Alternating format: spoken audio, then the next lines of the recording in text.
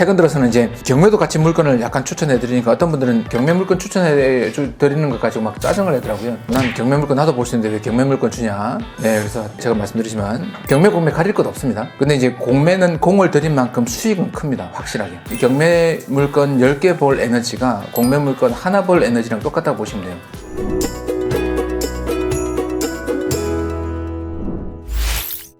좋아요, 구독, 알림 설정 부탁드립니다.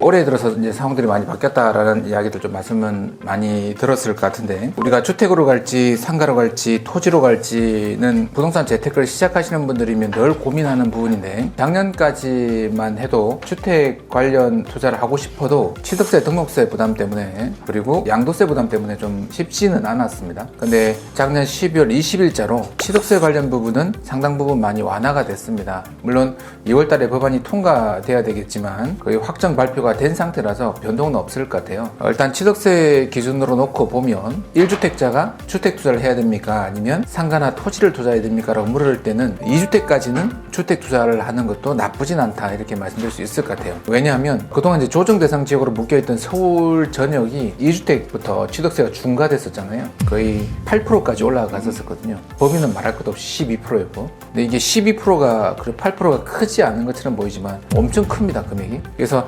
10억에서 20억 사이에 아파트를 매입하는 경우 이제 작년하고 올해 취득세 부담 차이가 거의 1억 차이가 나요. 1억짜리 사면 1200 차이가 난다고 보시면 돼요. 12%면. 근데 조정 대상 지역 안에 2주택자들도 이제 일반세율 적용해요. 1%에서 3%. 주택을 2개 가질 때까지는 조정 대상 지역이든 아니든 세 부담은 없어졌다 라고 보시면 좋아요. 그러니까 내가 강북에 집을 갖고 있고 경매로 방배동에 내가 아파트를 하나 취득하고 싶다. 내 취득세가 작년 같으면 12%였잖아요. 법인으로 하면. 그리고 2주택자라고 하면 8%로 바로 올라가거든요.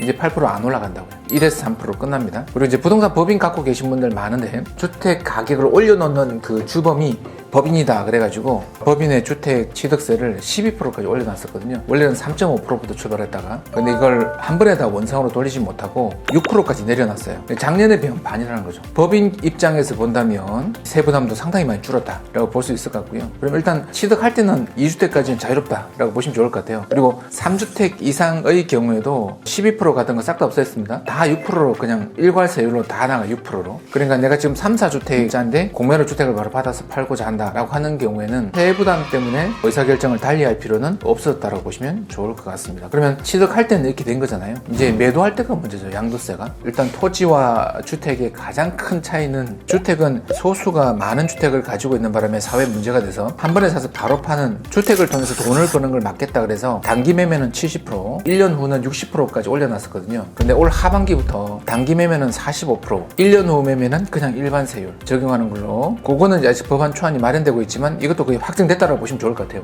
사실 이게 세금으로 주택 거래를 막는 것은 한계가 있거든요. 지금 주택 취득세나 양도세만으로도 정말 투기 의사를 가진 사람들을 막는 데는 그 정도도 충분하다라고 보시면 돼요. 실수요자들이 주택을 취득하고 매각하고 아니면 다주택자들이 출구 전략을 쓰는데 장애가 될 정도의 세금이면 오히려 이게 주택 가격 안정에 도움이 안 된다는 게 올바른 판단이라고 보실 수 있습니다. 우리 이제 2023년 상하반기 때는 내가 무주택자이거나 1주택자인 경우에는 괜찮은 주택 하나 정도는 공략해도 괜찮다.